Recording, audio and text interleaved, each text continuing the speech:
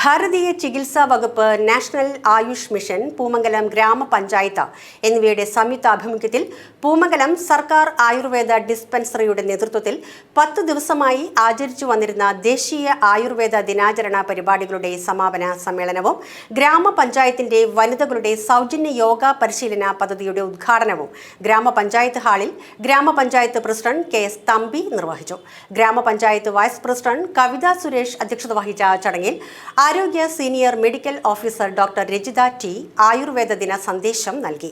വികസനകാര്യ standing committee chairman Santhosh T A, ഗ്രാമപഞ്ചായത്ത് അംഗങ്ങളായ ലതാ വിജയൻ, ജൂലി ജോയ്, ലാലി വർഗീസ്, കെ.എൻ. ജയരാജ്, IMA പ്രതിനിധി ഡോക്ടർ പൂജ, പൂമംഗലം കുടുംബാരോഗ്യ കേന്ദ്രം ജൂനിയർ ഹെൽത്ത് ഇൻസ്പെക്ടർ അനിൽകുമാർ എന്നിവർ ആശംസകൾ നേർന്നു. വിദ്യാഭ്യാസ standing committee chairperson Katrina George സ്വാഗതവും ഉദ്യോഗസ്ഥ പ്രതിനിധി വിപിൻ നന്ദിയും പറഞ്ഞു.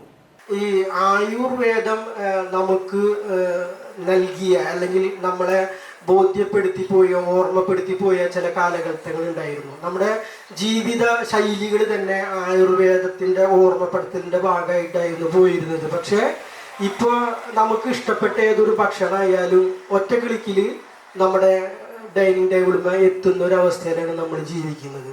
പക്ഷെ ആയുർവേദം എന്ന് പറയുമ്പോൾ അതിൻ്റെ ചികിത്സാ രീതി സമയമെടുത്ത് മാറുന്നൊരു രോഗമാണ്. അതുകൊണ്ട് അത്തരം ചികിത്സാ രീതികളെ പിന്തള്ളപ്പെടുന്നു. എത്രയും പെട്ടെന്ന് മാറുന്ന ഈ അലോപ്പതി പോലുള്ള പുതിയ അല്ലെങ്കിൽ മരുന്നുകളെ ആശ്രയിച്ചുകൊണ്ടാണ് നമ്മുടെ ജീവിതം മുന്നോട്ട് പോകുന്നത്. അപ്പം നമ്മളെ സംബന്ധിച്ച് നമ്മൾ ജീവിച്ചുകൊണ്ടിരിക്കുന്ന ഈ ലോകത്ത് എത്രയും പെട്ടെന്ന്, അതായത് വളരെ എന്താ പറയുക, ധൃതി പിടിച്ചൊരു ജീവിതമാണ് നമുക്കൊക്കെ ഉള്ളത്. അതിൽ ഒരുപാട് പാകപ്പിഴകൾ നമുക്ക് സംഭവിച്ചുകൊണ്ടിരിക്കുന്നുണ്ട്.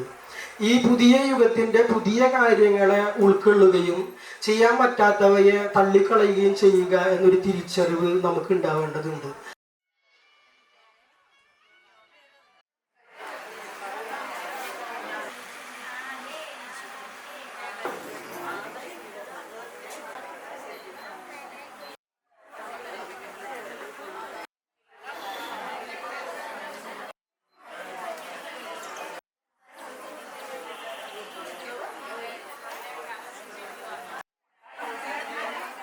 you